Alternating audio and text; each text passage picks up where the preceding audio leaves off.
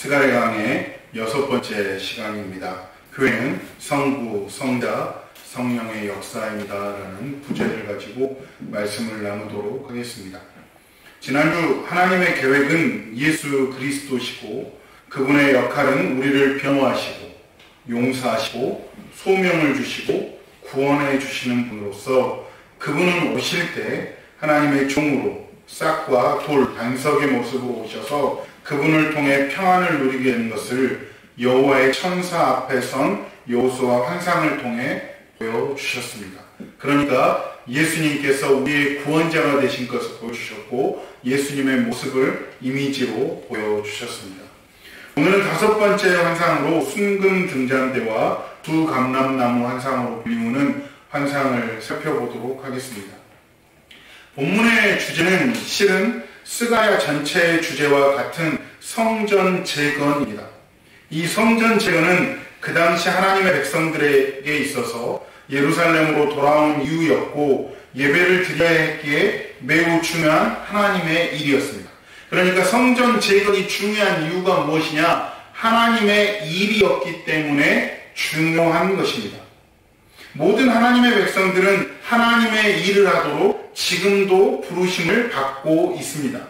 이스라엘 백성이 그때 당시에 성전 재건하는 것이 하나님의 일이라면 우리도 하나님의 일을 하도록 부르심을 받고 있는 것이죠. 주님께서 저와 여러분을 부르시고 또 보내시는 사역의 장에서 우리는 하나님의 일을 어떻게 감당해야 할까요? 오늘 본문은 그 대답을 우리에게 보여줍니다. 하나님의 일을 어떻게 감당하느냐? 먼저 2절을 보시면 이렇게 되어 있죠. 한번 읽어볼까요? 1, 2절입니다. 시작. 내게 말하던 천사가 다시 와서 나를 깨우니 마치 자는 사람이 잠에서 깨어나는 것 같더라. 그가 내게 묻되 내게 무엇을 보느냐? 내가 대답하되 기름 그릇이 있고 또 기름 그릇 위에 있는 등잔을 위에서 7 관이 있고 라고 되어 있습니다. 내가 무엇을 보느냐라고 되어 있죠. 내가 보니 순금 등잔대가 있고 그 위에 기름 그릇이 있고 그 기름 그릇 위에 있는 등잔을 위한 7 관이 있습니다. 어렵죠.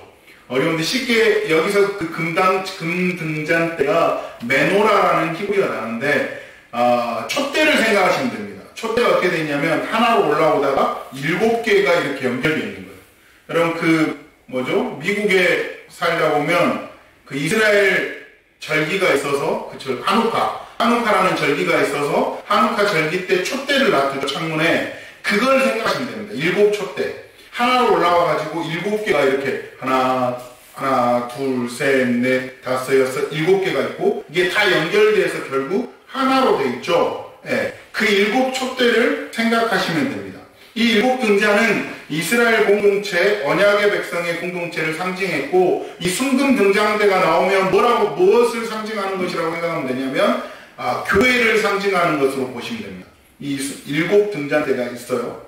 그런데 그 순금 등잔대만 있는 것이 아니라 순금 등잔대를 자세히 설명한 2절이에요. 제가 설명해 드렸죠. 그 등잔대만 있는 게 아니라 3절에 보시면 또 무엇이 있어요? 3절입니다. 시작. 그 등잔대 곁에 2 감람나무가 있는데 하나는 그 기름 그릇 오른쪽에 있고 하나는 그 왼쪽에 있나이다 하고, 그러니까 등잔대가 있고 그 옆에 2 감람나무가 있습니다.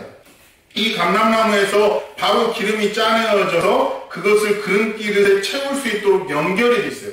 지금 그림을 그리셔야 됩니다. 머릿속에 7 촛대가 있고 감람나무 2개가 옆에 있는데 그 연결하는 대가 있어서 기름이 계속 채워져요.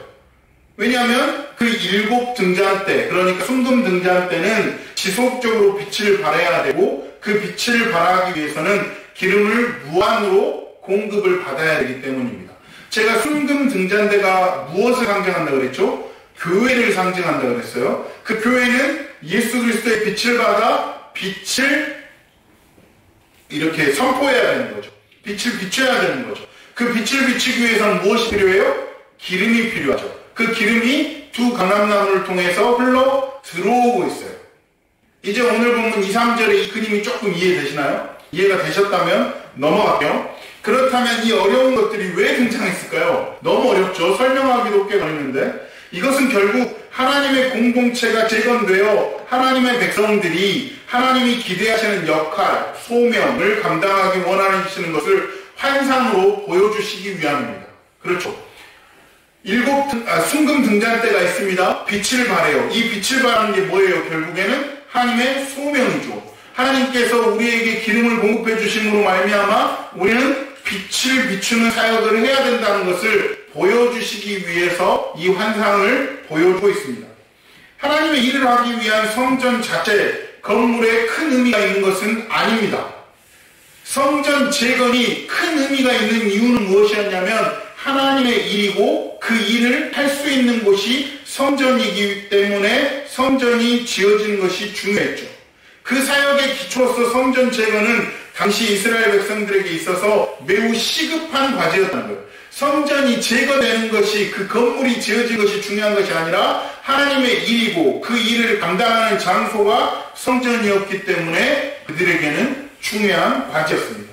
그러면 어떻게 이 성전 재건이 이루어질 것인가? 그 질문을 오늘 우리들에게 대입해 보면 어떻게 우리는 하나님의 일을 할 수 있을까요? 또 어떻게 하나님의 일은 진행될까요? 이것이 오늘 본문이 우리에게 주는 말씀이라는 것이죠. 그러면 하나님의 일은 어떻게 하나님의 일을 할 수 있을까요? 첫 번째, 하나님의 일은 성령님의 역사입니다. 그러니까 성령으로 할 수 있다는 거죠. 오늘 보면 6절 말씀을 한번 다 같이 읽어보겠습니다. 6절입니다. 시작.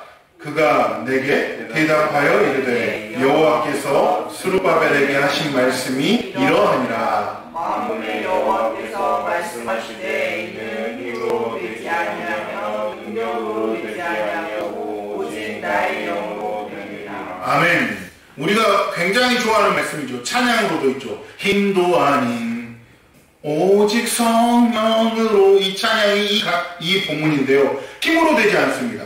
능력으로도 되지 않습니다. 오직 무엇으로 됩니까? 나의 영. 나의 영이 여기서 뭐예요? 하나님의 영으로, 영이신 성령님으로, 성령님의 힘으로 하나님의 일을 할 수 있다는 거죠. 그들이 바벨론 포로에서 돌아오자마자 성전 재건을 시도했습니다. 역사적인 사실이죠. 성전을 지으려고 시도했습니다만 잘 안 됐어요.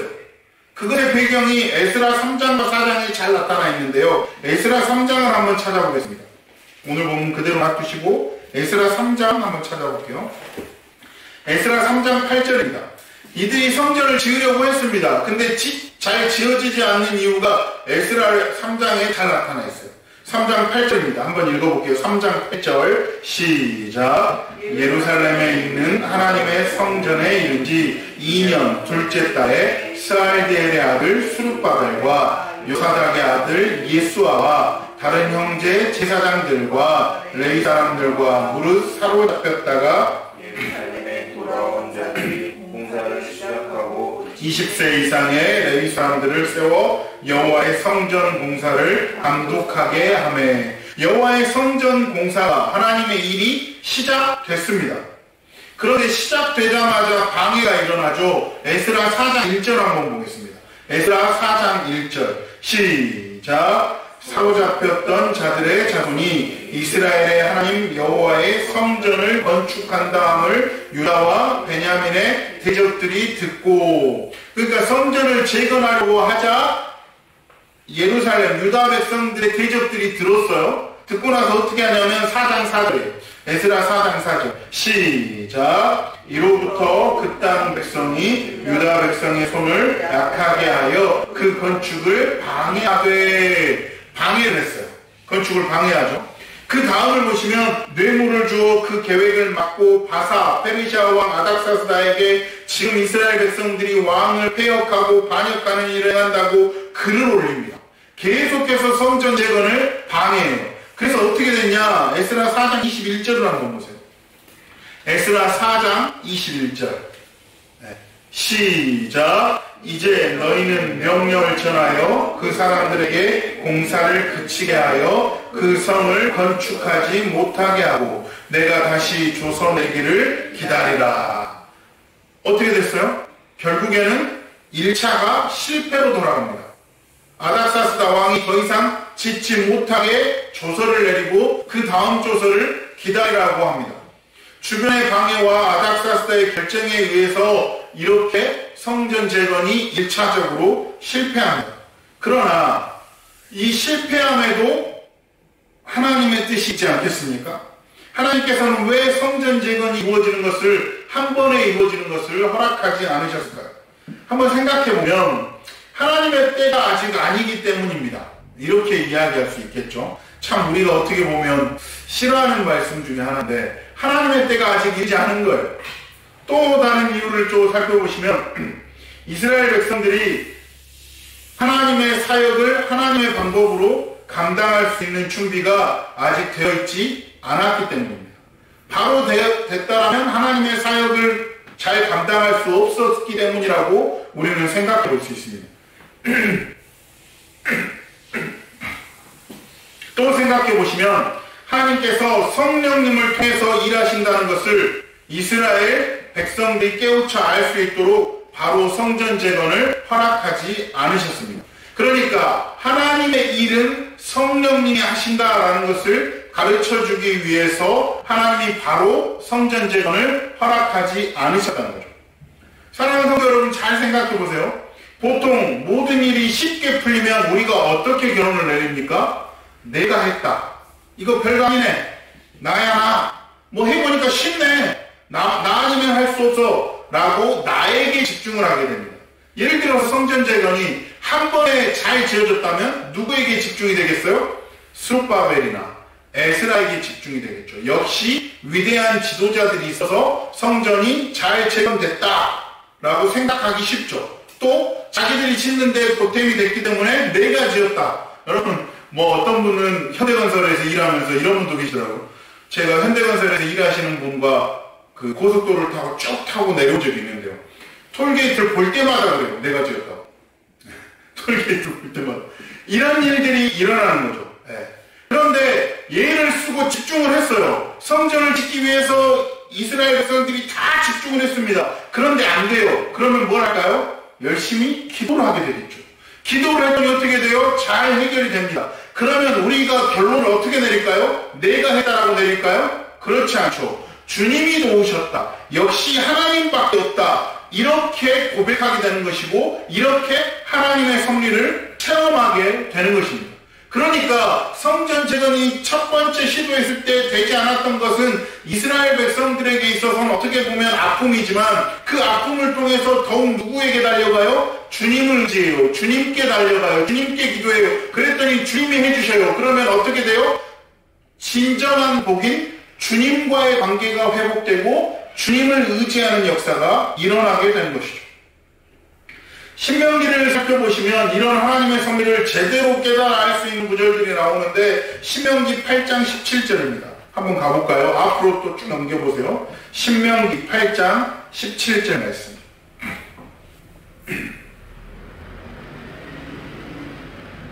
신명기 8장 17절 시작. 그러나 내가 마음에 이르기를 내 능력과 내 손의 힘으로 내가 이 재물을 얻었다 말할 것이다. 무슨 말이냐면 지금 그 이스라엘 백성들이 가나안 땅에 들어가기 직전의 일인데요. 가나안 땅에 들어가서 쉽게 농사가 잘 되고 일이 잘 풀리면 이스라엘 백성들이 어떤 결론을 내린다고요? 내 능력과 내 손의 힘으로 이 재물을 얻었다라고 결론을 내려요. 처음부터 잘 되면. 안 그러면 더 좋겠죠. 처음부터 잘 돼서 하나님께 영광을 돌리면 더 좋겠지만 이스라엘 백성들의 속성상 하나님이 보시기에 너네가 바로 이것들을 얻으면 어떻게 돼요? 내가 했다라고 한다는 거예요. 네. 나밖에 없어. 나야 나 의진 이렇게 된다는 거예요.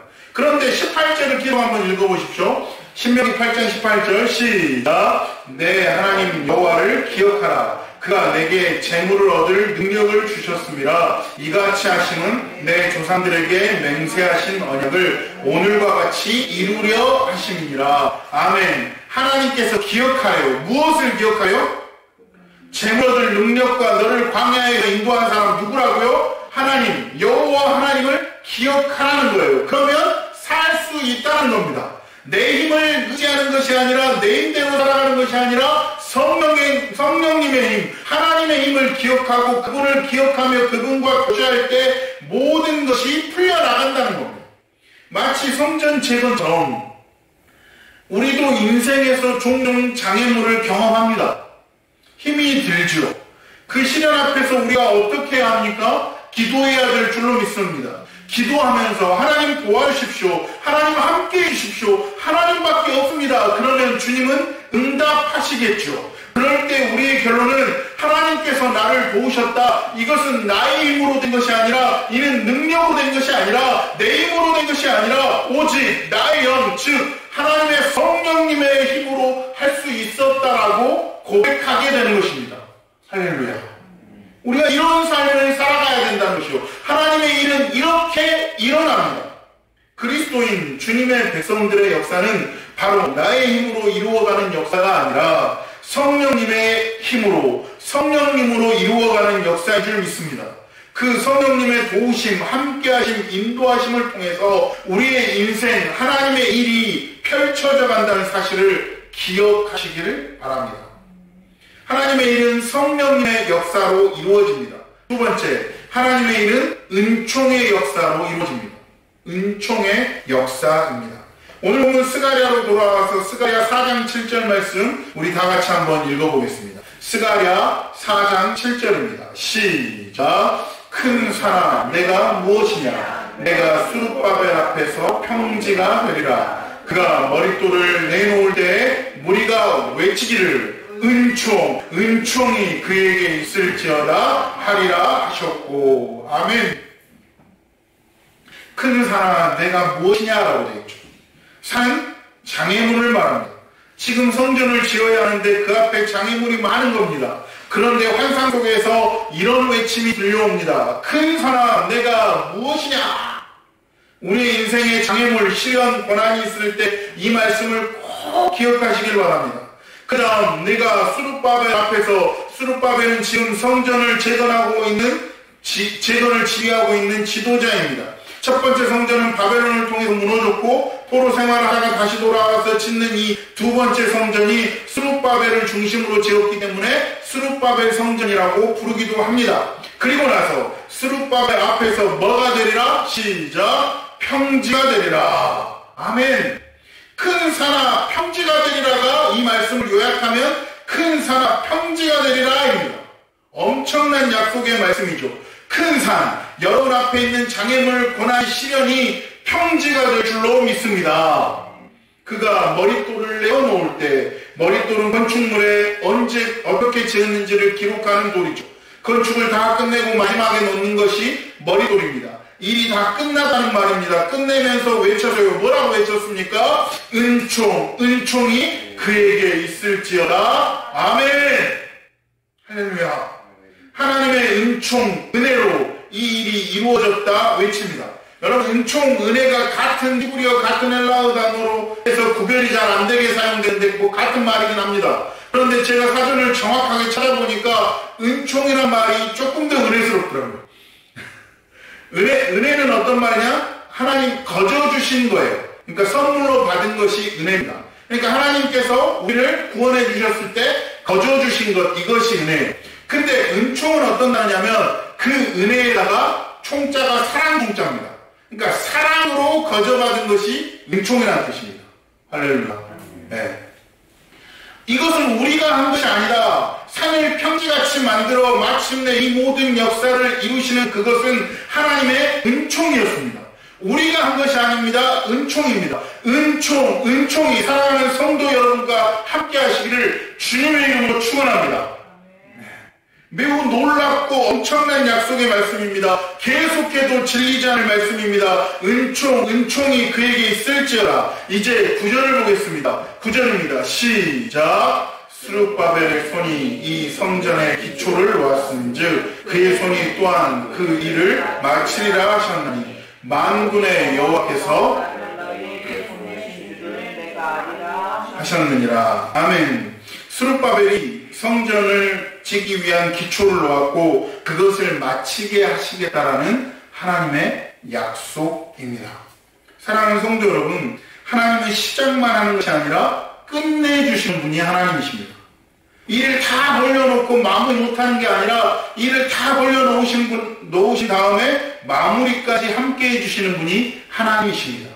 성전 제로는 주전 520년에 시작되어 다시 성전 건축을 위한 역사가 시도되었고 516년에 끝납니다. 그러니까 약 4년 만에 당시로 봐서는 굉장히 빨리 끝납니다. 이제 10절 말씀을 한번 볼까요? 10절입니다. 시작. 작은 일에 나라고 멸시하는 자가 누구냐? 사람들이 스룹바벨의 손에 있음을 보고 기뻐하리라. 이 일곱은 온 세상에 두루 다니는 여호와의 눈이라. 아멘. 작은 일의 날. 그것은 스룹바벨이 처음 성전을 짓기 위해서 돌 하나를 짓고 몇 명 안 되는 이스라엘 백성들이 이 돌을 나르는 것부터 시작될 때입니다. 아주 작아 보이죠. 안 될 것 같아 보입니다. 처음에는 작아 보여 멸시당할 일처럼 보입니다. 그런데 이 작은 일의 시작을 누가 보고 있느냐가 중요합니다. 누가 보고 있냐? 온 세상에 두루 다니는 여호와의 일곱 눈이 보고 있습니다. 왜 하나님의 눈을 일곱 눈이라고 했을까요? 눈이 일곱 개여서요? 그렇지 않습니다. 하나님의 눈, 일곱이라는 숫자는 완전함의 숫자이기 때문에 전지전능하시고 완전한 하나님의 눈이 보고 있다는 겁니다. 그것이 하나님의 계획이었다면 그것은 작은 일의 시작이 아니라 위대한 시작인 줄 믿습니다. 그 위대한 시작은 하나님이 보고 계시고 하나님이 함께 하심으로 말미암아 완성이 될 줄로 믿습니다. 이렇게 시작이 되고 완성이 되었다면 우리가 할 수 있는 일은 무엇일까요?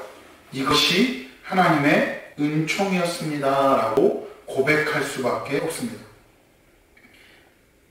은총, 은혜. 우리가 할 수 없지만 주님께서 도와주시고 인도하신 것, 이것이 은총, 은혜입니다. 그래서 우리의 간증은 이것이 될 수밖에 없죠. 하나님의 은총이었습니다. 하나님의 은혜였습니다. 은총이 그에게 있을지어다. 질리지 않는 말씀이죠. 이런 은총의 역사가 우리 가운데 있을 줄로 믿습니다. 이제 본문 마지막에서 하나님의 일은 성령님의 역사 그리고 예수 그리스도의 은총의 역사임을 다시 증명합니다. 11절 말씀을 한번 보실까요? 11절입니다. 시작. 내가 그에게 물어 이르되 등잔대 좌우에 두 감람나무는 무슨 뜻이니까 하고, 이제 스가랴가 등잔대는 이해가 됐고 두 감람나무가 무엇인지 묻고 있습니다. 두 감람나무에 관해서는 해석이 조금 많이 갈립니다. 제가 그래서 많이 용을 쓰고 머리 아팠던 부분이기도 한데요. 그걸 한번 살펴보겠습니다. 처음에 살펴본 순금 등잔대가 무엇을 상징한다 그랬어요? 교회를 상징한다 그랬습니다. 교회. 지금까지 이 순금 등잔대를 살펴본 거예요. 네. 그 순금 등잔대 옆에 무엇이 있다고요? 두 감람나무가 있습니다. 그런데 이 두 감람나무만 나오는 것이 아니라 12, 13절을 보세요. 12, 13절입니다. 시작. 다시 그에게 물어 이르되 금 기름을 옆에 있는 이 감람나무 두 가지는 무슨 뜻이니까? 그가 내게 대답하여 이르되 내가 이것이 무엇인지 알지 못하느냐 하는지라. 내가 대답하되 알지 못하나이다 하니. 이 두 감람나무가 순금 등잔대의 두 금관으로 연결이 되어 있어요. 감람나무가 있고 등잔대가 촛대가 있고 거기에 금관이 연결이 되어 있습니다. 그래서 뭐라고 물으니까 스가랴가 물었어요. 그랬더니 가르쳐주면 되는데 다시 물어봐요. 모르겠냐 그랬더니 스가랴가 뭐라 그래요? 모르겠습니다 그랬어요. 그 다음에 14절 말씀입니다. 거기 답이 나오는데요. 14절 시작. 이르되 이는 기름 부음 받은 자 둘이니 온 세상의 주 앞에 서 있는 자니라 하더라. 아멘. 정리해보면 순금 등잔대 촛대가 있고 두 감람나무 옆에서 두 금관으로 연결되어 기름이 공급되고 있는 그림입니다. 됐죠? 이거 지금 몇 번 설명했으니까 이제 되셨을 거예요. 여기 14절에서 기름 부음 받은 자 둘이 나타납니다. 이게 해석이 갈리는 차이인데요. 어떤 분들은 그 시대 이스라엘 교회에 기름을 공급하는 두 지도자 스룹바벨과 대제사장 여호수아라고 해석하시는 분이 있습니다. 그래서 하나님은 사람을 통해서 일하신다. 이 두 감람나무가 하나는 스가랴고 스룹바벨이고 하나는 대제사장 여호수아여서 이 두 사람이 기름을 공급함으로 말미암아 교회가 지어지고 성전이 재건되고 있다. 그래서 사람을 통해서 일하신다 라고 해석하시는 분들이 있습니다. 실은 거의 다 이렇게 해석하십니다. 또 제가 추석을 찾아보니까 어떤 분들은 기름 부음 받은 제사장 2명으로 해석하시는 분들이 있습니다. 왜? 기름을 제공하잖아요. 그럼 그때 당시 기름을 상징한 사람들이 누구예요? 제사장들이란 말이에요. 그래서 제사장들 둘일 것이다 라고 해석하시는 분들도 있습니다. 두 가지 다 굉장히 좋은 해석이라고 생각하고 그렇게 보일 수도 있습니다. 저도 어느 부분에서 있어서는 동의하는 바가 있습니다. 그런데 여기서부터 이제 좀 어떻게 보면 정확한 해석일 수도 있고요. 어떻게 보면 좀 젊은 목사의 위험한 해석일 수도 있습니다. 어쨌든 그런데 구약 성경과 문맥을 가지고 생각을 해보시면 먼저 14절에 기름 부음 받은 자 둘이니를 직역해보면 히브리어를 직역해보면 기름의 두 아들들입니다. 기름의 두 아들들. 이것은 두 개가 지금 중요한 게 아니라 기름을 많이 가진 두 아들이 있다라는 것을 의미하는 것으로 풍성함을 의미할 수 있습니다. 기름이 풍성하다.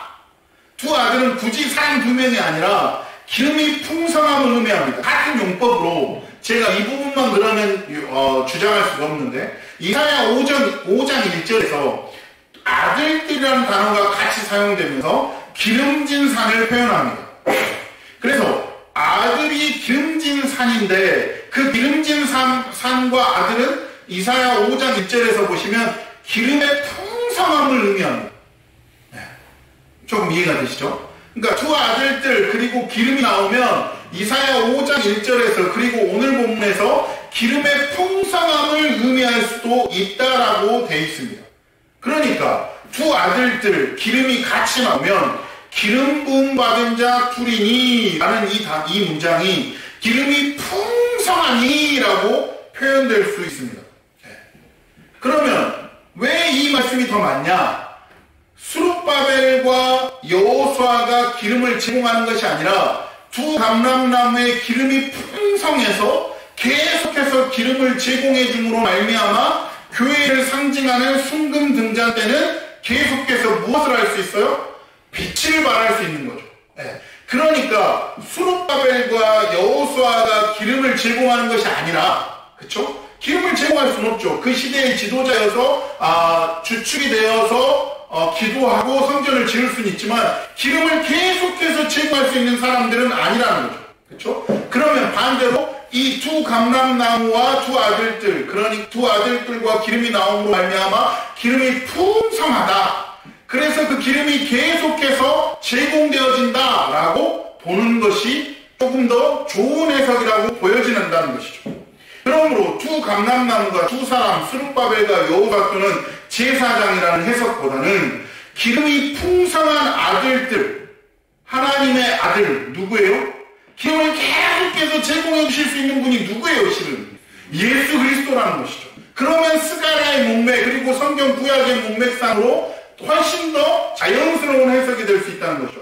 그러므로 이 두 감람나무는 기름을 제공해 주실 수 있는 분, 신적 현현으로서 신적인 사역을 보여주심으로써 그 상징적으로 예수 그리스도를 상징한다라고 보는 것이 조금 더 성경적일 것이라고 전해진 목사가 해설하게 되는 것이죠. 이건 저뿐만이 아니라 외국에 있는 몇몇 자료들과 다른 해석들에 있어서 또 한글로도 번역된 스가랴 주석에서도 이렇게 주장하는 신학자들이 이제 새롭게 나타나고 있습니다. 제가 볼 때도 그래야 이 두 지도자들보다는 예수 그리스도를 상징해서 그 예수 그리스도가 계속해서 기름을 제공해 주는 거예요. 그러면 그 기름을 제공해 줄 때 또 하나 우리가 잊고 있었던 게 있어요. 뭐가 있어요? 금관. 금관을 통해서 기름이 제공되잖아요. 그 금관은 무엇일까요? 그러면 성령인 거죠. 예수 그리스도가 기름을 만들어내시고 그 금관을 통해서 계속해서 연결되어서 제공되는 기름이 성령님의 역사예요. 그렇죠? 예수님이 두 감람나무시고 그 기름을 만지시는 분은 성령님이고 금관을 통해서 제공하시는 분도 성령님이라는 것이죠. 그러므로 순금 등잔 때는 두 감람나무 무엇이에요? 예수 그리스도와 성령님을 통해서 계속해서 뭐가 되는 것이에요? 빛이 밝혀지는 거예요. 그 교회를 상징하는 순금 등잔대가 빛이 밝혀짐으로 말미암아 우리가 뭐가 되는 거예요? 세상에 빛이 되는 거예요. 예수 그리스도가 빛이 되셨죠. 그리고 그 빛을 우리가 반사해야 되는 거죠. 그래서 그 예수 그리스도가 제공하는 기름, 성령님을 통해서 제공해 주시는 기름으로 말미암아 우리는 계속해서 빛을 밝히며 빛을 전하는 교회가 되는 것입니다. 할렐루야. 이제 말씀을 맺겠습니다. 하나님의 역사는 하나님이 계획하십니다. 그리고 그 그리스도의 은총으로 교회를 구원하십니다. 끊임없이 함께 하시며 역사하시는 성령님을 통해서 교회가 빛을 발하게 되어 있습니다. 그러니까 성부 하나님의 계획하신 금초대 교회, 두 감람나무 예수 그리스도와 성령님, 이것을 통해서 하나님의 계획은 이루어진다는 것이죠. 그것으로 인해 교회는 빛이신 주님을 반사하며 세상 속에서 빛의 역할을 감당해야 하는 줄로 믿습니다. 우리 교회 공동체를 통해서 빛이 드러나는 주님의 위대한 역사가 이루어지기를 주님의 이름으로 축원합니다. 성부, 성자, 성령님의 역사를 통해 광주 그 교회가 사용되어져서 주님의 빛을 밝히 비치는 우리 교회 공동체가 되기를 주님의 이름으로 축원합니다. 기도하겠습니다. 사랑의 하나님 아버지 감사합니다.